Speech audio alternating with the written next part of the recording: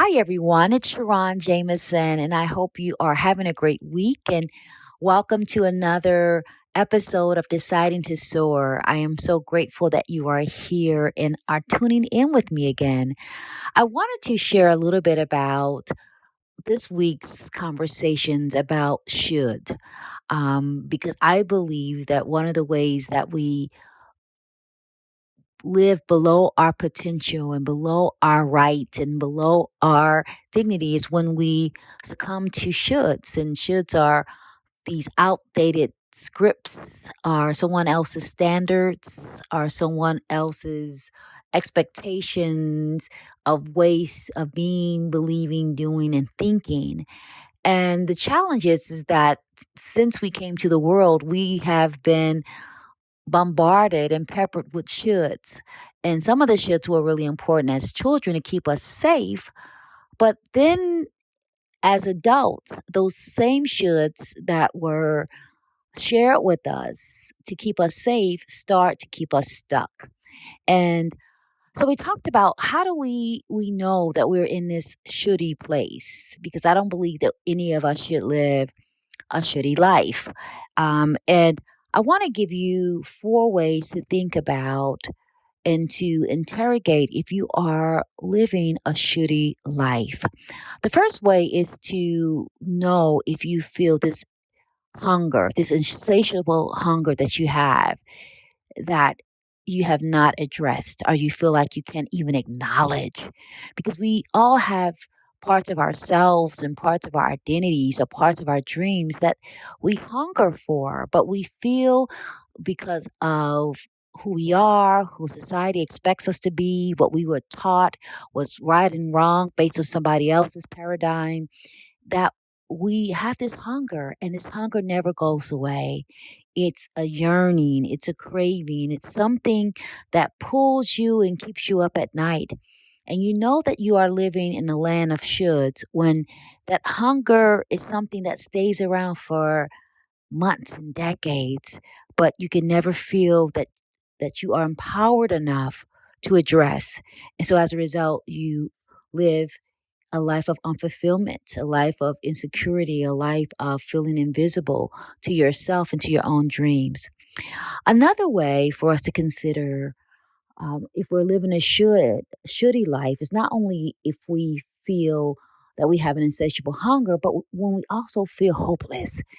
And can I tell you, when you feel hopeless, that you feel that you have to resign yourself for living in a way that you have been taught, living in a way that society has dictated and mandated, that is no life to live. Because when you have no hope, you have nothing. You have nothing to cling into, to hold on to stretch toward. And ask yourself if you're feeling pretty hopeless. Hopeless that your life can never change, that you are resigned to living in this space, in this place, in this way. And hope is internal because sometimes, even if you can't change your external circumstances, you can change how you feel about those circumstances that feel empowering, that feel enlightening, that feel inspiring. So ask yourself, are there places in your life that you feel hopeless? Another way that you know that you live in a shitty life is when you feel helpless, that you feel that you don't even have the right, the privilege, the permission to do something that you want to do. And it is a feeling disempowered, disengaged, disconnected. It's when that you feel empowered, disempowered sometimes without knowing that you even have choices, that you have options. And so, one of the things that we have to think about when we start to feel helpless is to ask ourselves, what is the smallest step that we can take to start accessing our power, our activating our power, our understanding our power, our reintroducing ourselves to our own power. So I want you to think about, where do you feel helpless, and what is the smallest step that you can take, that you can start operating and flexing your internal muscles and flexing your wings so that you can move toward what you desire. When we feel helpless, we forget that we can reclaim our voice and reclaim our power to do what we feel is right for us to do. So I want you to ask yourself, where can you reclaim your power in ways that feel whole?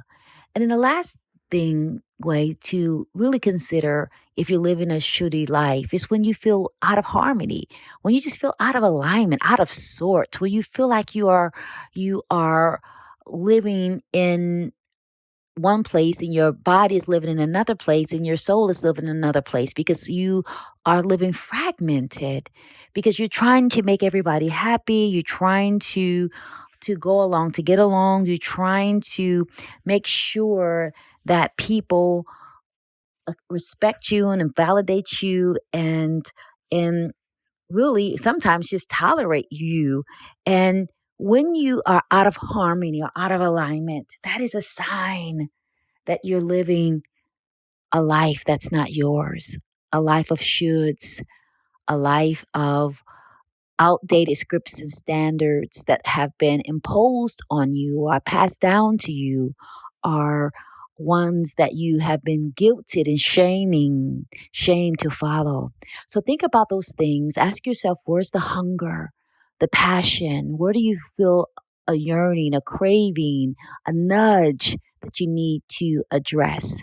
That's one way. If you can address it, that will give you some indication that's a should.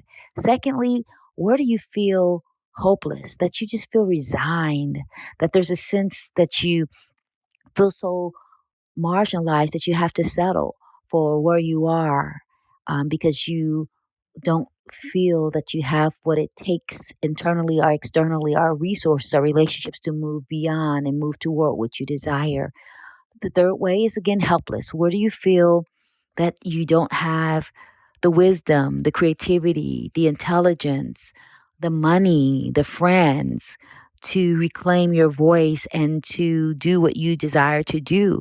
Where do you feel that you can't choose to say what you want to say? And where do you feel so tethered, um, and so um, disconnected to yourself that you cannot reconnect and awaken to your own strength?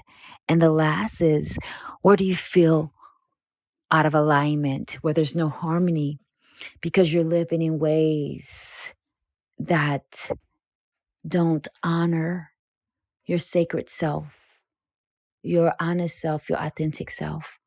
I want you to think about that.